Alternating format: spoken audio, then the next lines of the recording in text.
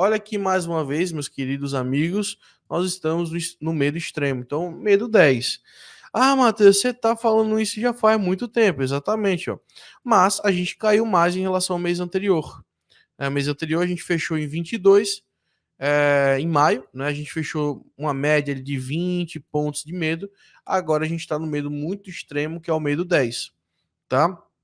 Então é basicamente isso aí. E a gente vai ter atualização, inclusive, agora, né? Deixa eu atualizar aqui. Ó, atualizou. Subiu um pouquinho para 13, tá vendo? Por conta do fechamento semanal que foi positivo. Então, fechou exatamente agora, né? Agora há pouco, alguns minutos, há uns 20 minutos, atualizou, ó. Então, medo extremo de ontem, 10, e hoje a gente já tem 13, mais um pouco assim, um pouco não, bem abaixo do mês passado, tá? Ok, e aí a gente tem, mais uma vez, vou repetir para vocês, basicamente os pontos, por exemplo, de fundo de mercado que foram exatamente nessas regiões. Ó, só para vocês terem ideia, no meio do ano passado, a gente estava próximo exatamente disso, ó.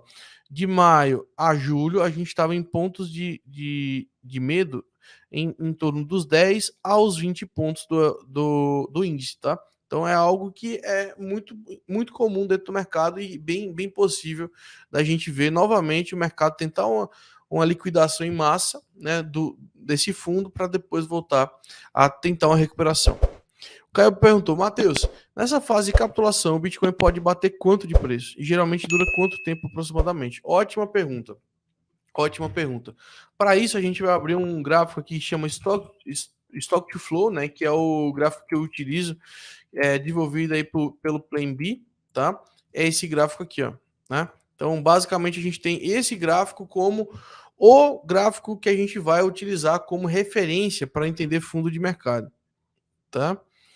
Então, nós temos o seguinte, o Stock to Flow, basicamente, ele nos dá uma média, um preço médio nessa linha vermelha e um preço atual do Bitcoin.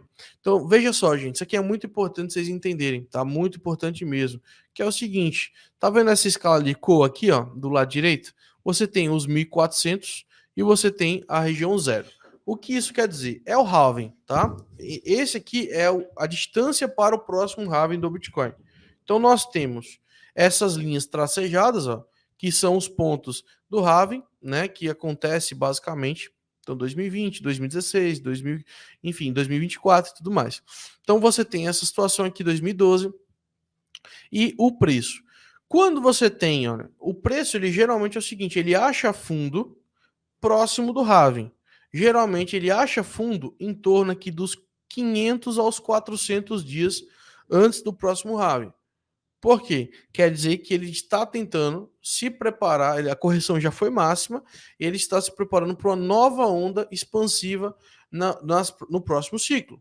Então, se ele tem isso, né, basicamente a gente sempre teve esses pontos, ó, 3 dólares, depois foi lá nos $1.000, depois $250, foi lá nos $19.000, depois $3.500, foi lá nos $69.000. Então, basicamente a gente tem isso.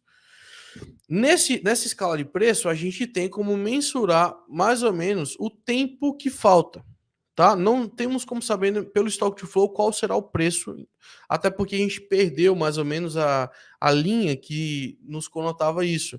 Todas as vezes o topo do ciclo ele foi acima dessa linha vermelha que é o preço médio, né? E o topo é basicamente cerca de 900 dias para o próximo halving, ó, 900 dias, 900 dias, 900 dias, né? Não foge disso, todos os ciclos foram isso. Então nós temos esse padrão continuando. Então se nós temos 900 dias para o próximo ciclo foi o topo e uma média de 500 dias é o fundo, então você tem um espaçamento médio de 400 dias. Então uma média de correção de 400 dias, ou seja, mais de um ano. Um ano ali e alguns meses, 2, 3 meses ali mais ou menos, tá? Então é basicamente isso, 1 ano e 3 meses, 1 ano e meio de correção, tá? Então a gente tem esse tipo de situação aqui.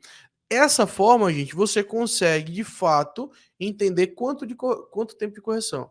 Só que a gente já tá andando, né? A gente já começou lá o topo, né? Nessa parte colorida dos 900 dias, foi em novembro. Então, ó, dezembro, janeiro, fevereiro, março, abril, maio, junho. Já foram 7 meses. 7 meses. Teoricamente, a gente estaria na metade da correção. Né? Mais ou menos isso. Mais ou menos isso. Metade da correção.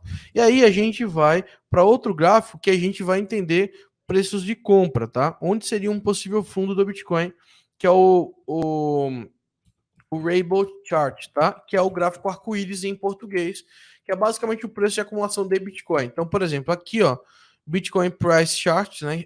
Rainbow Price Chart é basicamente os pontos através do halving também. Então, ele marca aqui, ó, o halving. E aí você tem a projeção do preço. Essa linha azul sempre foi fundo de mercado, sempre.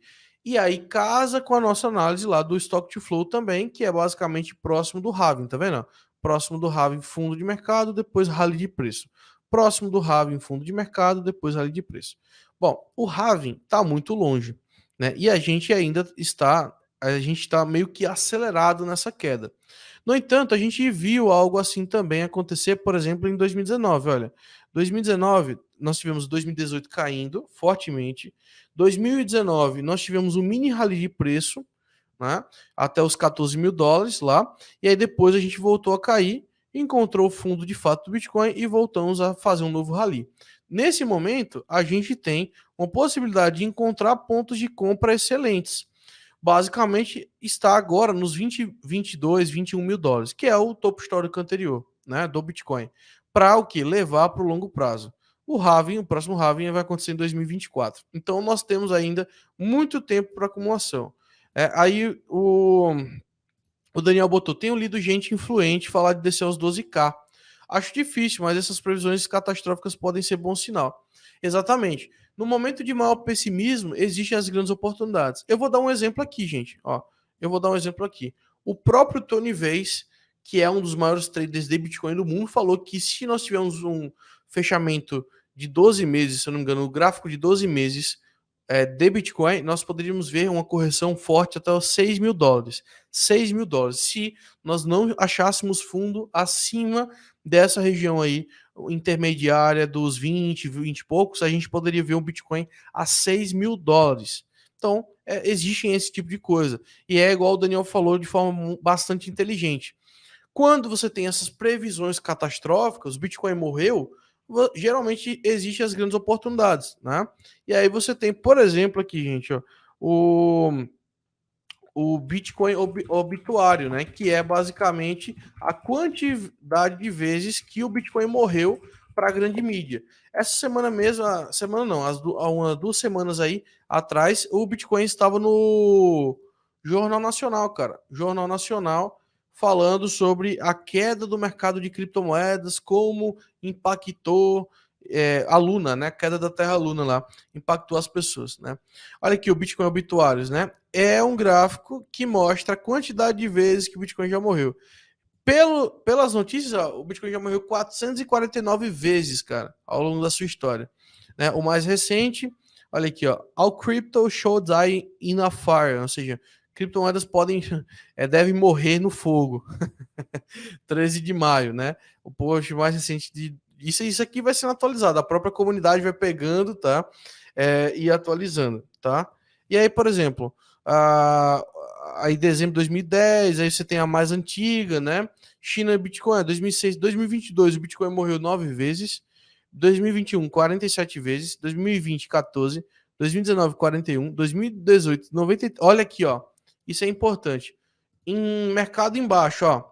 Bitcoin morreu 93 vezes, tá? 2017, 124 vezes mercado em alta. 2015, que não tinha tanto conhecimento assim da mídia, 39 vezes, mercado em baixa. Mercado em baixa também 2016, 28 vezes. E assim vai, tá? Então esse é o exemplo aí também de coisas, tá? Mas é aquela coisa, gente. Vocês têm que entender esse tipo de coisa, tá? Que a gente pode também corrigir a mais, né?